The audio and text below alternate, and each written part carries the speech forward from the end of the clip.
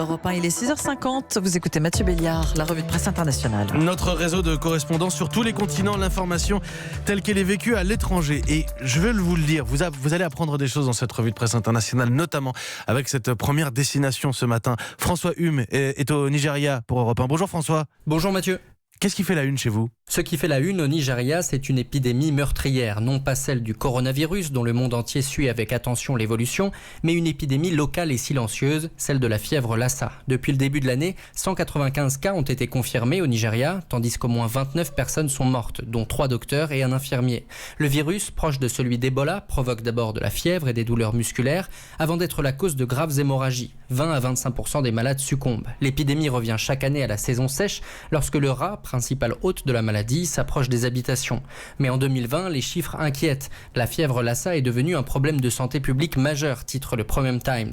Les journaux consacrent une ou plusieurs pages pour rappeler les mesures de précaution, se laver les mains, ne pas laisser des aliments en extérieur, ne pas toucher les rats, ni consommer leur viande. François Hume au Nigeria, et c'est avec François qu'on a découvert cette actualité au Nigeria. Je tiens à ce qu'on la suive aussi pour le coup. Marine Odacher est au Brésil pour Europe 1. Bonjour Marie.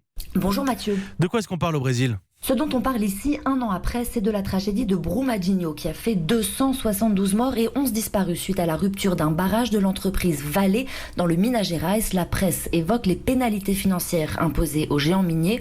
Avec le libéralisme économique voulu par Bolsonaro, les auteurs des tragédies environnementales courent toujours. D'ailleurs, le président en visite officielle en Inde n'a pas dit un mot sur Brumadinho alors que le Brésil est encore traumatisé par ce désastre pourtant annoncé.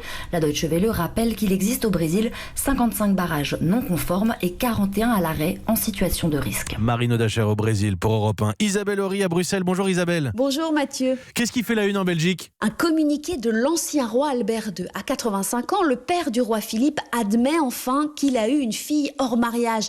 La fin d'un long feuilleton royalo-judiciaire.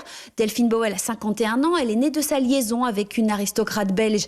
Albert II avait certainement des raisons personnelles de refuser de la reconnaître, écrit l'éditorialiste du Grand Journal Le Soir, mais c'est le roi, le cœur d'une institution. Par son déni, il a manqué à la valeur d'exemple.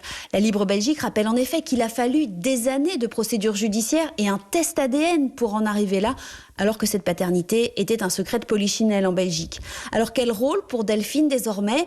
Le palais royal est muet, mais selon les journaux, pas de changement dans l'ordre de succession, car seuls comptent les 3 enfants issus du mariage reconnu par le gouvernement belge. Isabelle Horry, merci beaucoup Isabelle. Nous étions dans cette revue de presse internationale, pas très loin à l'instant, en Belgique bien sûr, mais aussi au Brésil, au Nigeria. C'est tous les matins à 6h50, notre fenêtre sur le monde. Bon réveil à tous.